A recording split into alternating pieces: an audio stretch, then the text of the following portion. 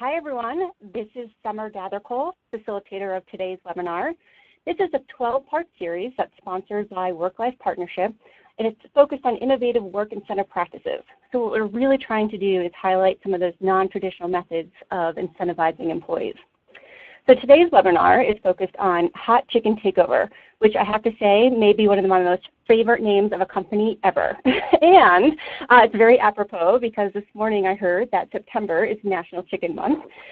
So what you're going to hear from Hot Chicken Takeover is that they're going to talk about their non-traditional benefits and how they've led to higher retention rates that actually outperform their industry by as much as 5 times, which is pretty phenomenal. Before we jump into today's presentation, I just want to share a couple of logistics with you. All of the participants in today's webinar are on mute, and that's to help us eliminate background noise. If you have questions, which we definitely encourage, please go ahead and post them in the chat box.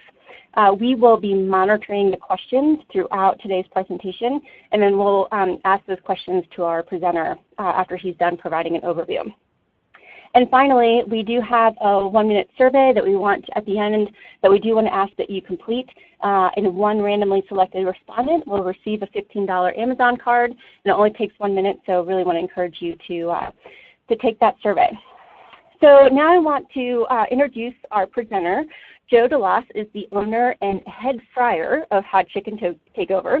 He has a great story, and I think one of the things I found most interesting is that he started his career as an investment banker, and that exposure really helped him to kind of help to feed his entrepreneurial spirit. He's since launched a couple of different business lines to ensure success with Hot Chicken Takeover. They went through the recipe, went through dozens of trials, all of which started with a backyard turkey fryer in the living room full of friends. On the non-food side of the house, Hot Chicken Takeover has taken some innovative steps to really build out career paths for their employees, things such as check-ins every 30 days. It's just a different, deeper engagement of benefits. But let me stop telling you about how great it is so that you can hear it from Joe. Joe, thanks so very much for joining us today. I know you're super busy. We really appreciate you taking the time away from the fire. So with that, I'm going to hand it over to you. Good afternoon, everyone. My name is Joe DeLoss. I'm the founder and head fryer, which is an interesting title that could go many directions for Hot Chicken Takeover. Today, I am going to share a high-level overview of our work and hopefully answer some questions that are pertinent to the work all of you are doing. So looking in front of you is our brand mark, which is a chicken and the asterisk. Our conversation at Hot Chicken Takeover is much bigger than just chicken. It's primarily about our people and our community. Aside from being kind of a market-leading fast casual restaurant in our region, we also have a very intentional strategy of providing jobs to men and women that have been affected by a barrier to employment, primarily by incarceration or a criminal record in the past. Today, I'm going to talk broadly about our backdrop and our story, the culture we intend to keep, and then both the strategy and the outcomes we've seen on behalf of this work. We have a group of characters that work for us, and if I've learned anything over my time, I've been doing this work for about 10 years, and ultimately what we've learned is that often the significant barriers to employment people face are signs of circumstance, not character. And I'm really grateful to be part of a team of high character, high integrity folks that are really moving forward in their lives from some really significant circumstance and crisis in many ways. This whole business started as an idea on a trip to Nashville my wife and I took in November of 2013. From there, from our living room, we did pop-ups in community co-ops, ultimately to spend a summer, weekends only, serving fried chicken out of the side of a building in a developing neighborhood east of downtown Columbus. As we've grown, we've at this point have multiple restaurants. We have 2 restaurants up and running, 1 under construction, and a food truck. And our team has continued to grow alongside of this. What started on the very first day we sold chicken in April of 2014 was essentially my wife and I and a few friends of ours as the team. That team has grown exponentially as our business has grown. We're at about 120 employees now, and anticipate that by the end of the year we'll crest over the 200 mark. Of our team, probably 90% of our team members represent very much an entry-level workforce with a variety of barriers that may have brought them to the team.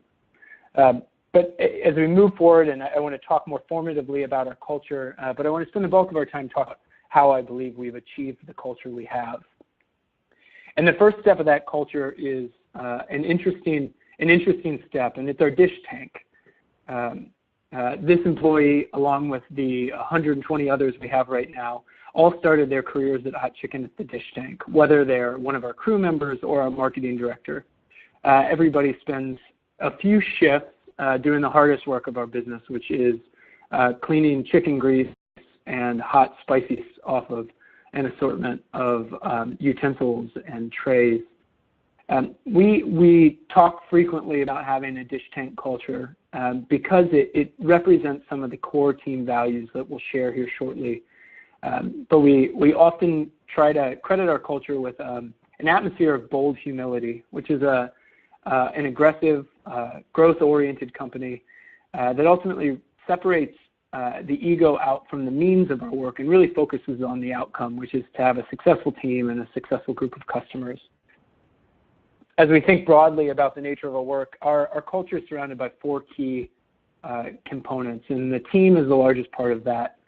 And acknowledging that if our team is experiencing instability in or outside of work, that instability will ultimately surface in some really bad symptoms for our environment. And so we've built a culture around stabilizing personally to stabilize professionally.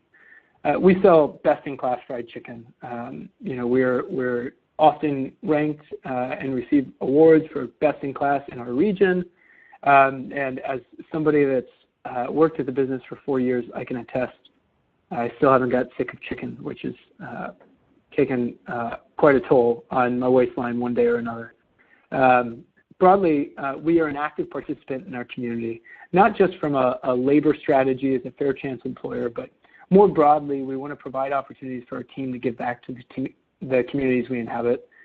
We do this through traditional charitable giving programs that align with our mission, but additionally, to try to be a good neighbor and a good partner in a variety of ways.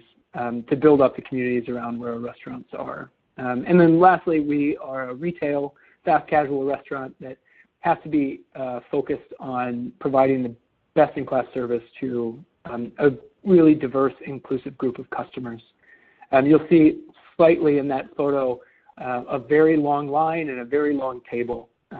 Our restaurant seats around 100 people, generally with 3 to 6 tables that will seat everybody. And so it's a communal environment that can best be described as a family reunion or a church potluck or a block party. And it's really our staff that create that rich, inclusive experience for all of our diners. We've captured all of our values in a bit of a pledge. We believe people are our most important asset. Our work represents who we are. We hustle hard and we do it with ownership. We don't have all the answers, but we believe in constant improvement and a focus on solutions, not problems. Our work is important. We are important. This is the mantra that includes the 5 key values that our team has. And these are the values that, as you'll see as we talk about our strategy, not only translate to something we can put on a t-shirt for our team members, but ultimately to the ways they get direct feedback throughout the job.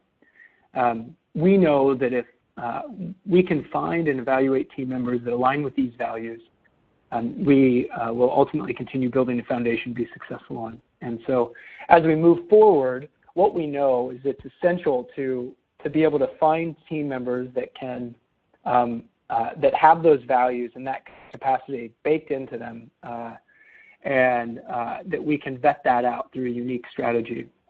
Because we have an unconventional workforce, I always like to share a little bit more about the way in which we hire our team. So On a high level here, you'll see this illustration of the key components of our hiring flow. All of our candidates begin from some kind of referral, though we do use traditional job sites to recruit our team. We primarily rely on employee referrals and community partner referrals as our prioritized path to get onto our workforce. Community agencies range from social service agencies, workforce development agencies, to homeless shelters, and to parole and reentry initiatives from some of our local correctional facilities. All of those filter directly to an online application. You can find those at HCT Jobs if you're interested in what that experience looks like. What we know is that we will not talk to case managers, we only talk to candidates. If a candidate does not have the orientation or the propensity to get that process started, they probably won't be a candidate that fits in this team environment that we have. Following an online application and assessment, candidates are all phone screened. A phone screen is with our HR coordinator and is a quick vet to determine if they had written their own application and if they have the right orientation to our team environment based on some behavioral interviewing questions. Once people come in for a live interview, before meeting with the manager, they literally fill out an application, a goal application. We seek all of our employees to provide 3 short-term and 3 long-term goals, not that are indicative of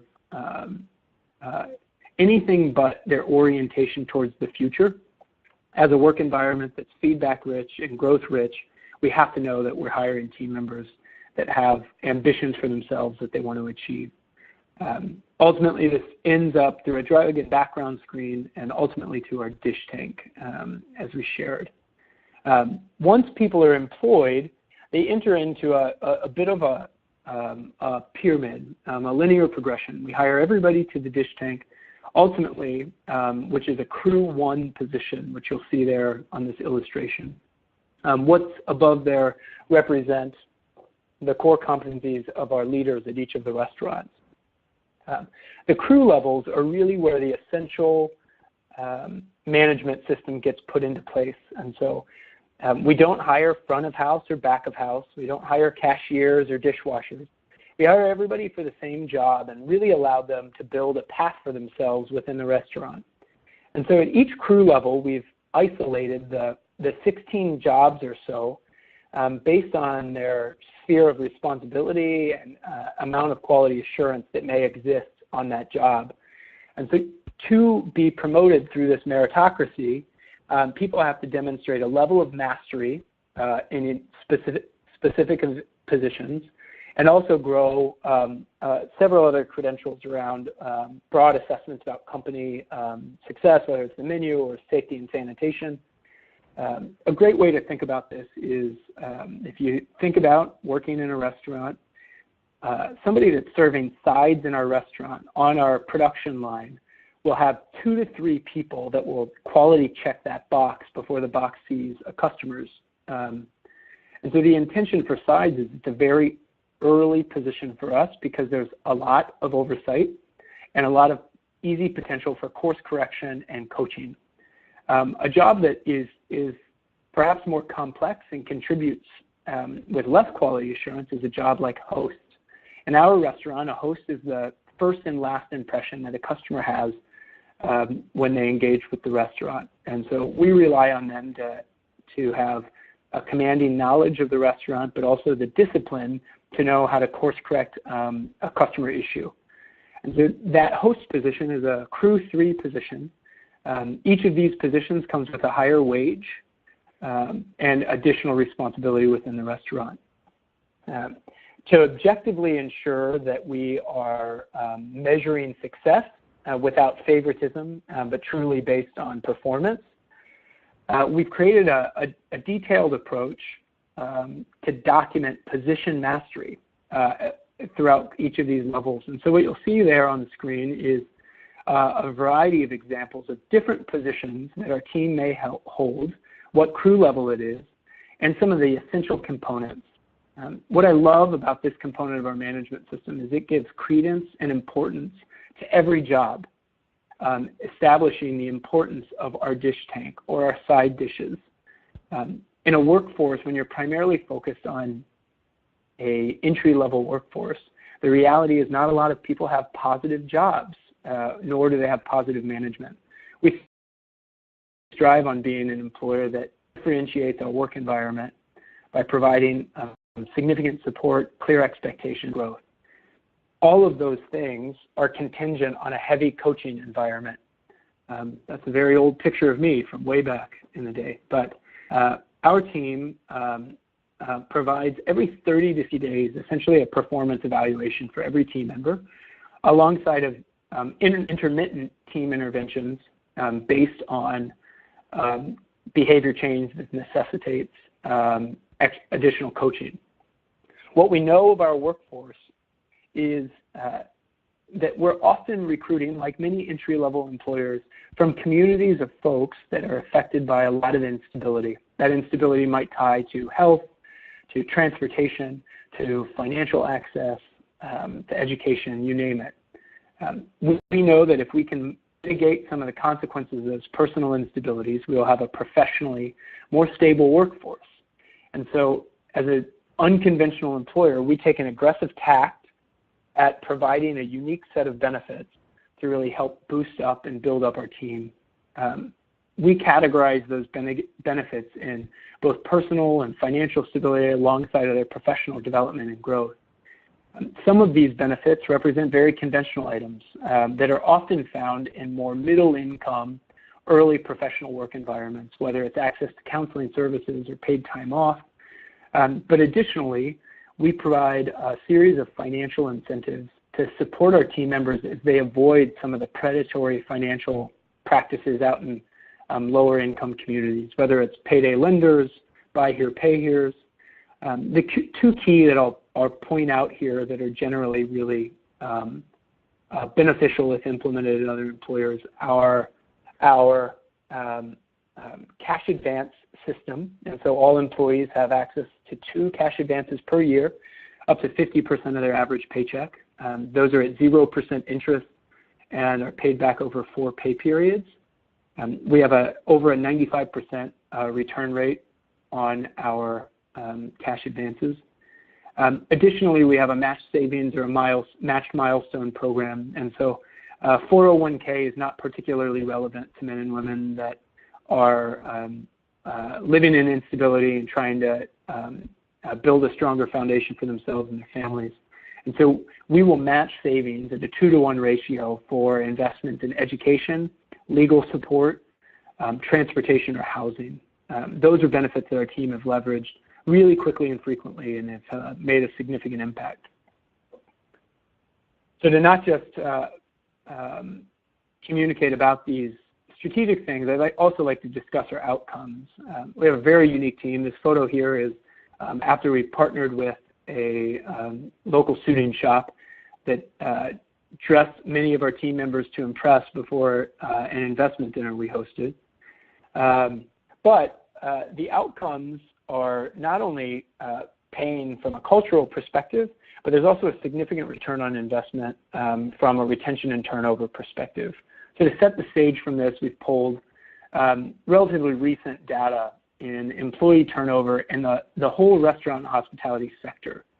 If you were to look at these numbers associated with quick service food or even fast casual food, you'd see significantly higher numbers. Most in the sector are experiencing over 70% turnover. The cost of turnover in our sector is anywhere from $3,000 to $5,000 per head by most research reports. 77% is not our turnover number, but our retention number on an annualized basis, which makes our turnover number significantly less than our industry. Some quick service reports put turnover annualized at 150%. We are retaining a team in a really significant way. We're also able to create these outcomes with a very unique workforce. Nearly 70% of our team members are men and women that have been affected by a criminal record or incarceration in the past. They're generally a workforce with significant judgment against them and without many opportunities to demonstrate their character and their capacity. We believe our team is demonstrated that in a significant way, and as our business grows, we intend to maintain this model, not just as something that enriches our lives, but also enriches the bottom line of our business. If we've learned anything, it's that tackling this personal instability before it becomes professional instability is essential to the modern employer and entry-level labor space. And ultimately that many entry-level employers spend too much time blaming their candidate pool versus developing their candidate pool. We know that it's not character, it's circumstance, and we believe as an employer we can face that. Thanks so much for having me. I look forward to answering questions you may have. Joe, that was incredible. Thank you so much for sharing your story and telling us so much about Hot Chicken Takeover. I love the fact that you hire everyone for the same job and then kind of let them figure out their own career path and document their position mastery. I'm curious, do you think that that's something that can be applied to any industry, or do you think that's really like a best practice for the restaurant and hospitality industry? You know, we believe there's broad application of the nature of our management system on other entry-level industries. I think often what you see, employers will credit turnover to a lack of attendance, or they'll pass judgment that it's a lazy workforce or a workforce that isn't willing to work for the money. And what we found is it's often turnover is attributed to some of these direct personal instability factors that we believe we can mitigate. Another big piece of turnover that I think employers are afraid to admit is that they're terrible employers, and they're not setting clear expectations. They're not providing meaningful support or access for their workforce.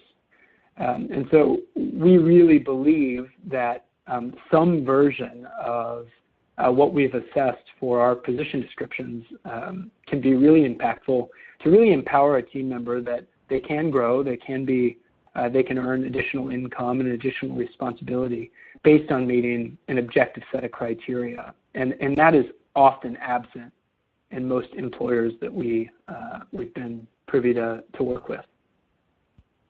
I think that's a pretty fair statement for sure. So one of the questions that's also come in is, how does Hot Chicken Takeover afford to provide all this non-traditional support? And our questioner said it must be amazing chicken, which sounds like it is. Yeah, it is. You know, as a retail business, your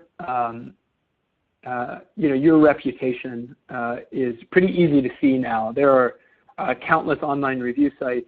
You get immediate feedback and can see an immediate impact on your revenue based on the quality of your service. The quality of our environment is because of the quality of our workforce. And so we really see the benefits we provide as a necessary component of our business's growth and our model. And so to put in more specifics, we spend around $1,100 to $1,200 per position per year in these unconventional benefits. That is significantly less than the projected turnover cost associated with having 2 to 3 bodies in every single position throughout the course of a year. And so we do have amazing chicken and we have an amazing team. And so we are operating profitably like many businesses would intend to, but we are spending some of our investments specific as a give back to our team. And we believe that pays dividends. Thanks, Joe. I'm going to kind of put you on the spot for a minute and ask, is there anything that you tried that you found didn't work and you would say to the audience, don't do this? Yeah, so we have grown in a very iterative way, and so we've always been willing to try something if we think it has the potential to impact our team. The I guess, best outlier example is that we had an opportunity to have a duplex from a supportive landlord and developer basically provided to the company. And so as we had team members in housing crisis, we had access to a place, basically like a hot chicken coop is what we called it. The difficulty with this strategy was, I think we all loved it. I mean, our team was elbow deep in renovating the place, and ultimately what we realized is the difficulty of being so directly connected to somebody's housing meant that if their employment and their performance suffered on the job, not only would we be in a position to potentially terminate them from the company, but we'd also be terminating like one of their primary necessities, which was shelter, which is a really uncomfortable place to be as a manager making a call on somebody's employment, but also on their stability of housing. And so it was a place that we had a lot of growing pains and ultimately very few positive outcomes out of that scenario. And so it's something we backed off from. But with that said, we still know that housing is a huge crisis for our workforce and the communities with which they're coming from. And so we've implemented programs like the Match Milestone program that can go towards safety, security deposits or others. And I didn't mention on the call, the Match Milestone is up to $750 per year per employee based on significant events. And we have probably a like 30% utilization rate on that throughout the team. Of the benefits we showed, almost 85% of our team members have accessed one of these benefits at one point. And so contrary to the more middle income professional work environment, we have benefits so that people utilize them and have team members whose jobs are to advocate for utilization benefits because we know it will pay dividends for the team member. That's great. So one of the other questions that came in is, how did you figure out or how did you identify those non-traditional benefits that were just going to work for your workforce? So did you send out surveys, focus groups? Was it trial and error? How did you figure all that out?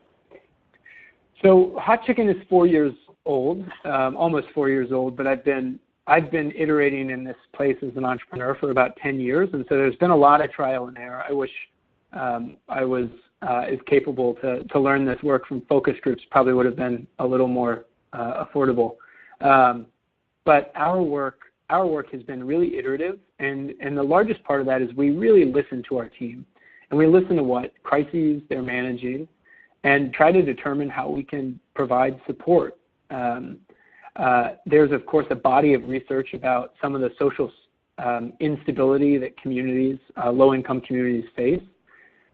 Ultimately, what we've done in many ways is created a for-profit discretionary version of a lot of community social service resources. And so whereas a team member might have to wait with their family in line for 5 or 6 hours at a county office to access a benefit, we, with discretion, can accommodate that need in less than 15 minutes. The beauty of a work relationship is it's mutually beneficial. For every day our employee successful contributes to the team, the business is increasingly sustainable. And so we make a conscious choice to give them access to high quality benefits, which is why we call them benefits and not charity, because it's so far from charity. Right, and to your point, it benefits both you and them at the same time, which is great. You touched upon this a little bit during your talking points, but there's a question that came in around kind of where do most of your job applicants come from? I know that you mentioned word of mouth is a big thing, but are there other really successful referral partnerships that you've been able to form or identify? Yeah, so we have a handful of, and what I'd say broadly, we all have different, in all of our respective communities, we all have different kind of social service portfolio and agencies. The agencies that we found that make the best referrals are the ones that have the most rapport with the candidate. And so one great example, we have an organization called Kindway in our community. Kindway works 12 months pre-release inside prisons to 3 to 4 years post-release to build a network around people. That is deep and meaningful work, and so when they make a referral, we feel very confident in the quality and capacity of that. It also provides some additional wraparound services for our candidate pool, which we appreciate.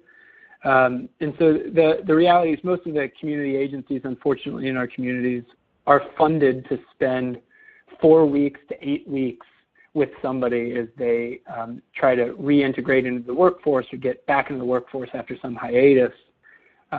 Many of our employees are 2 to 3 generations deep and a lot of complexity and have been affected by the cycle of poverty in a really negative way.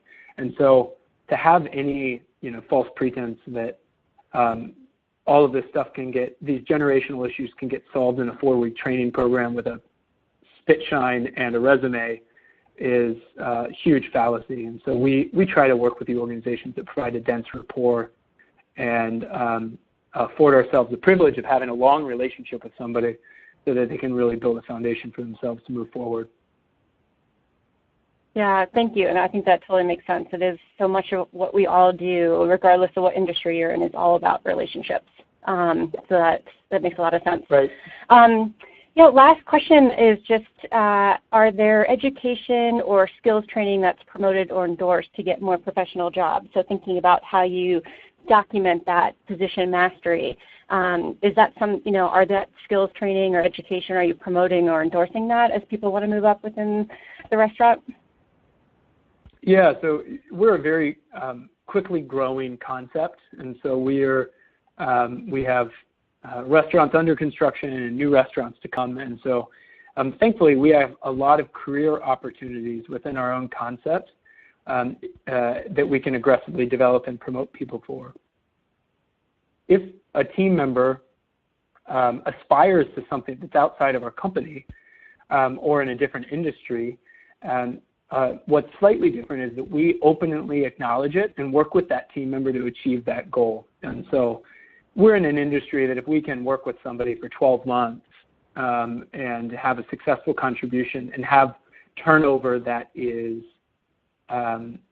positive without being regrettable turnover, we're in a really good position. And so we often encourage employees to achieve whatever they want.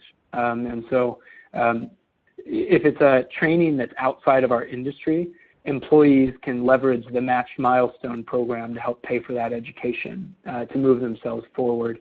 And we have several community partners that we can make referrals for if somebody wants to get a CDL or they want to learn how to operate a forklift to continue their career. Our benefits coordinators will actually align them with those resources and match savings so that they can pursue those things.